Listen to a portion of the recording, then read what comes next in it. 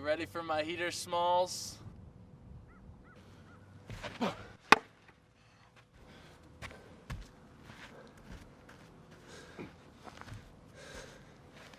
Holy shit.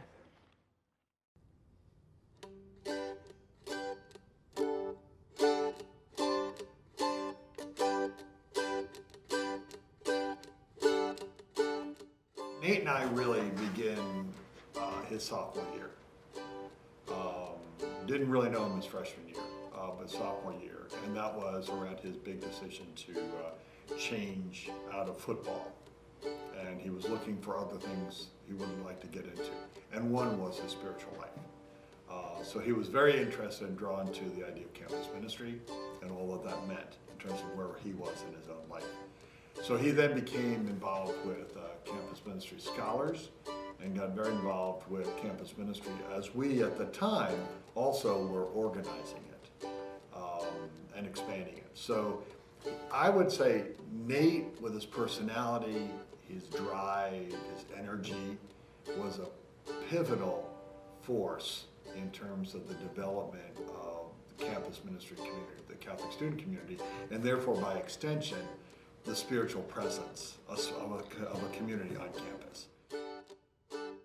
After reflecting and coming up with a plan or a theme for the show, I decided to title it Diaconia, which means to serve or set table. We decided it would be a great idea to create an atmosphere that reflected the experiences I've had at Siena in terms of my growth and in terms of what I experienced in service work and being a member of campus ministry and being an individual who's involved on campus. So after a long process of thinking, we came to the Diaconia show, and I wanted to do the idea of a gift and the presentation of a gift to an individual, because gifts nowadays are so rare, and a true gift, a gift that is well thought out, handmade, and well developed is rare today. I knew that I was going to create these boxes.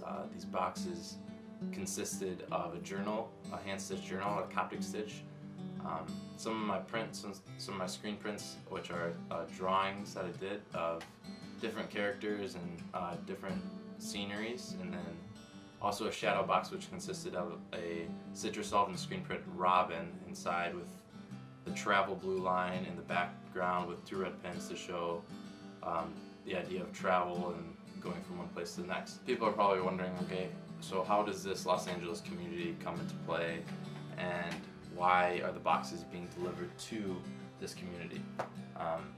So the reason that these boxes are being given to this community and these awesome group of people is because they were the people that we met when we were out there and we were experiencing the LA culture and what it had to offer and the things that we were exposed to while being on our alternative spring breaks with campus ministry. So the reason that El Santo Nino and Siena Heights have a existing dialogue is because of those alternative spring breaks.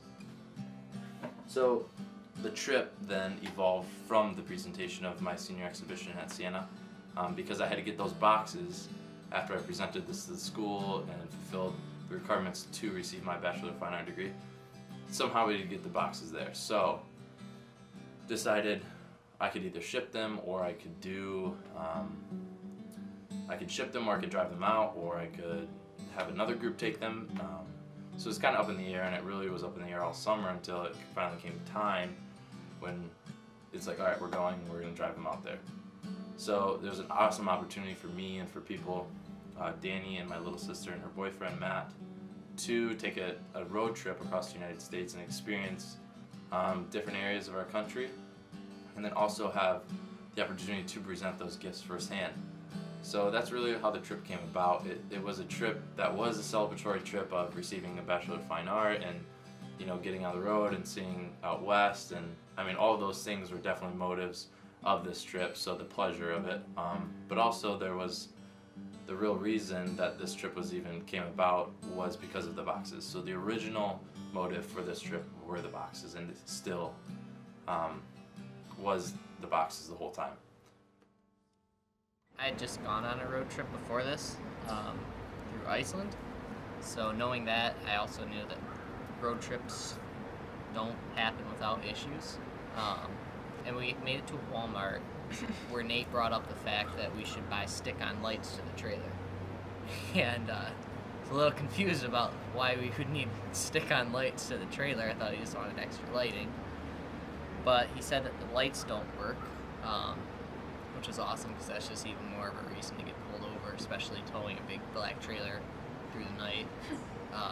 So ended up just checking and trying to figure out what the issue was, and looked through the fuse box that was covered with a bunch of like squirrel nuts and stuff, food, and figured out it was missing the fuse completely.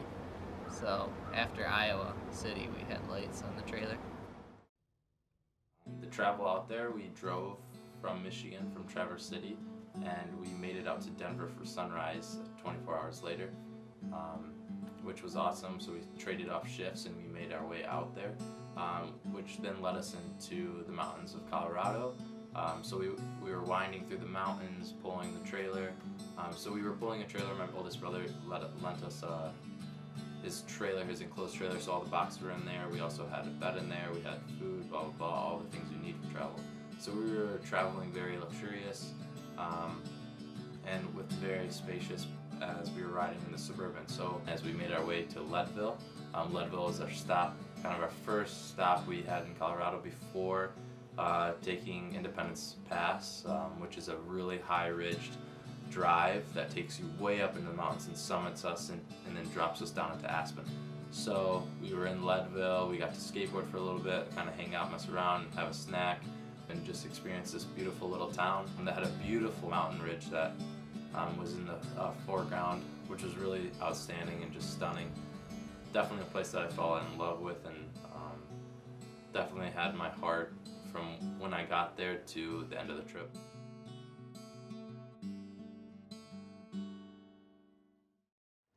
Yeah, it was just like, I mean, so we weren't even going to take this road, like, just because it makes the drive longer, and then decided to do it, and I mean, I think everyone was really glad that we did. It was like the coolest drive I've ever been on in my life. Just like driving down the road and you're going through these huge canyons, and like the colors are just crazy, and we saw the sunset on that drive, and it was just awesome. Then one of the places that we pulled over, like on the side of the road, just because it looked really sweet, and it was like just these huge, like kind of bubbly red rock formations, and it was like there was like barbed wire fence around it, so like you weren't supposed to go in, but we did it anyways. And we were like just taking pictures and walking around for a bit, and then we were just about to leave, and Matt saw like there's this huge rock that was sitting there, probably fell off of it, and like we just saw like a little can, and it was a geocache that had like notes from all the way back from 2002 of people that found it, and that was really awesome. We didn't really have anything to leave in there, but we just wrote our note and kind of looked through it, and that was really cool. Yeah, I think from there we drove like another hour or two. So we found a little road there and pulled over, made camp for the night. And that day it had been like 90s and hot, and we were exhausted, but made dinner, had a little camp, and then by the time we went to bed, it was still hot out, and I went to bed in shorts and a t-shirt. Woke up in the middle of the night shivering. I think it got down into the 30s. We only had like one blanket, So cold. by the time we woke up, we were in sweatshirts and every pair of pants that we could find bundled up, and it was 30s. And we made breakfast, kind of had a little bit of a pretty fast morning, but not too rushed. And took off to Zion from there, which was like another 2-ish hours.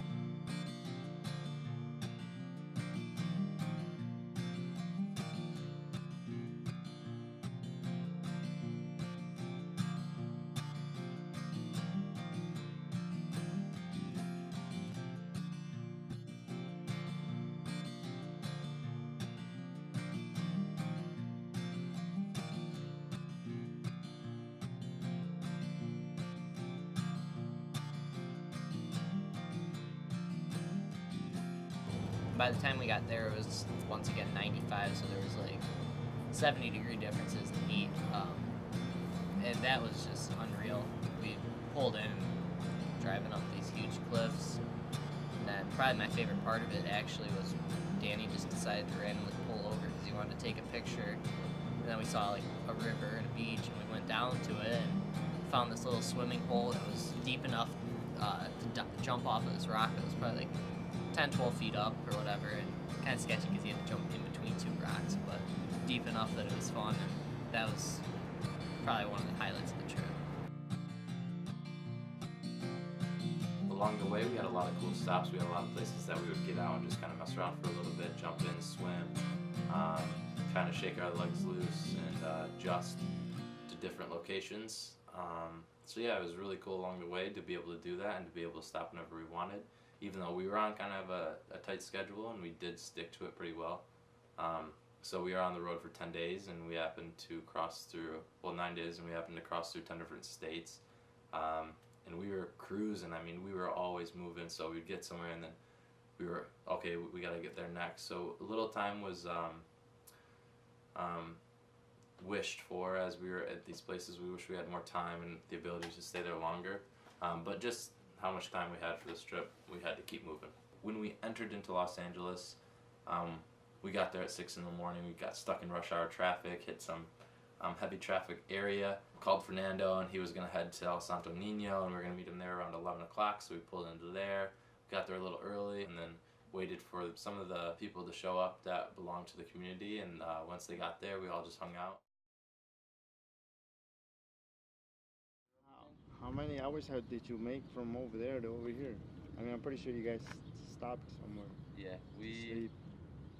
we first drove to, where was our first stop? Like for sleep? Oh yeah, we drove through Denver, got there Friday morning, Friday morning. No way. No, Saturday morning. Saturday morning we got through Denver, then went through Colorado, then we stopped in Utah and did our first night of sleep. So we've been hitting the road hard. So what's your destination? Where are you guys heading to?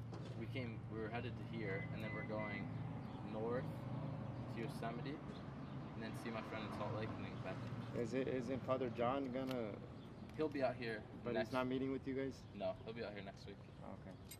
Yeah. Yeah, because I think that's what he told me. So he's probably gonna stop by too. Yeah. So, you want to see your masterpiece? Yeah, it looks so cool hung up. Just give me 1 second. Let me open for these ladies here. And Dude, then, can I open that gate? yeah. You want 'Cause to? I Oh, could to pull the drop off tra- the stuff. I can pull the trailer in, Yeah, of course, and then of I can. Well, hold on. Let me You got busy. You got a lot of stuff going on right here. let me open for the ladies, Yeah. and then I'll give you the key. Okay.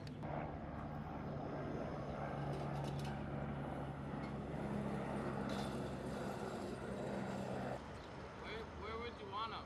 In the teen room? Yeah, we're gonna put them in the room. Can I back up kind of right here? Yeah, that would be nice. Cause she should. They should all start coming around 1 o'clock.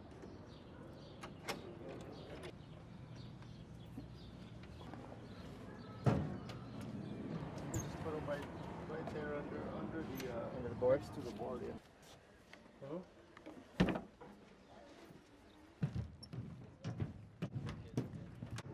lot more though. They added like all of the stuff on the pages. I just had lines. They added like science, math, history. That's so They tried cool. to center it as best as possible when they were putting it up. That's so cool. Do you like it? Yes, I love it. Good. I love it. You know what? We just have to put that something on The top. shellac on it. Yeah. That's all I have to go get. It took a while to find somebody to put it up because we didn't have. Every time we had people here, it's either we didn't have the tools or. Yeah, I brought tools. Huh? But Yeah. But it looks so cool. yeah. That's awesome.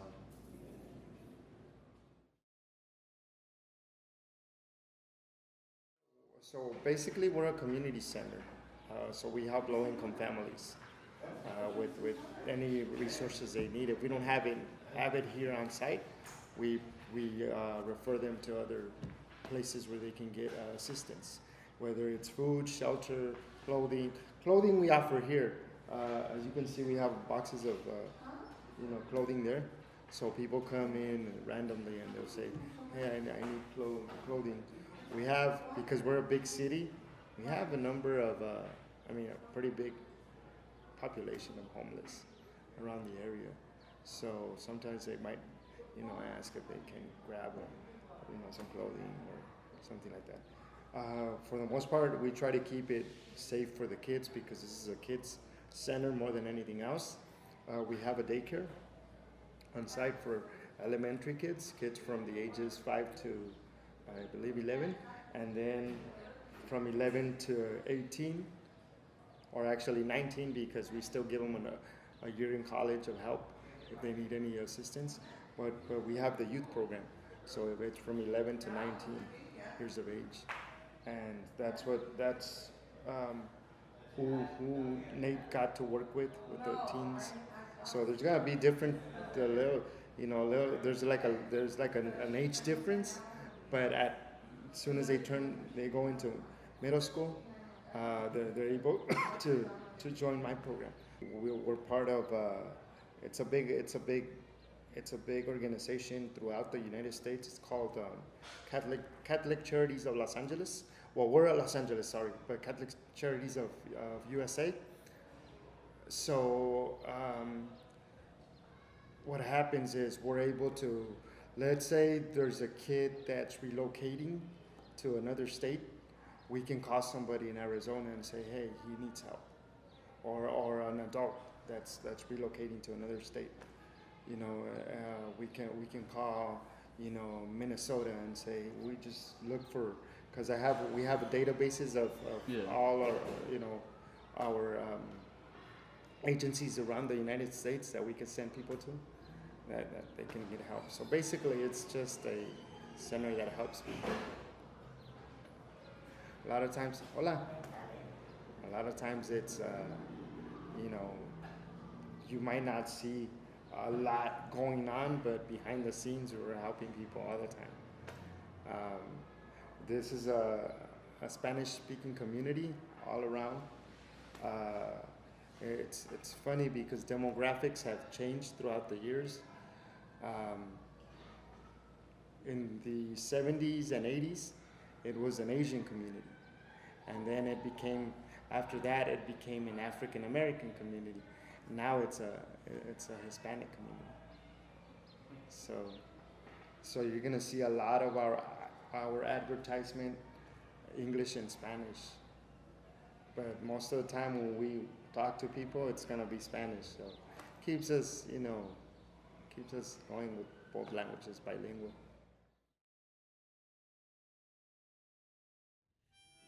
He does see the world as connected. He sees everything has a consequence and everything's shaped by other things. And a lot of the attraction that he had to LA or any places of service or even the community right here is that people also have an impact in the lives of other people. We actually communicate the Spirit of God. We communicate the reality of God's love in these connections. And we're also fed that way in the connections. So that was his initial understanding of the project. Is there a project that he could put together that sort of speaks to this wonderful sense of being interconnected with the world, and to share that with a larger world through this project? And it was the great energy of synergy in terms of his own faith, his own personal journey, as well as an academic. So I thought it was a great idea, a brilliant idea.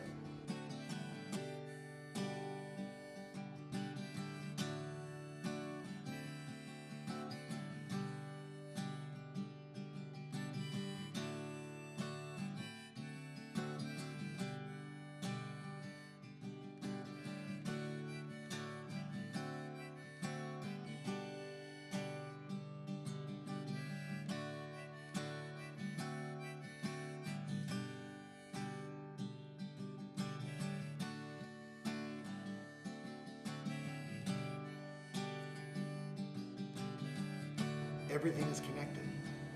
And a big part of connection for us as human beings, and again, a generational observation, is that nothing substitutes the face-to-face encounter.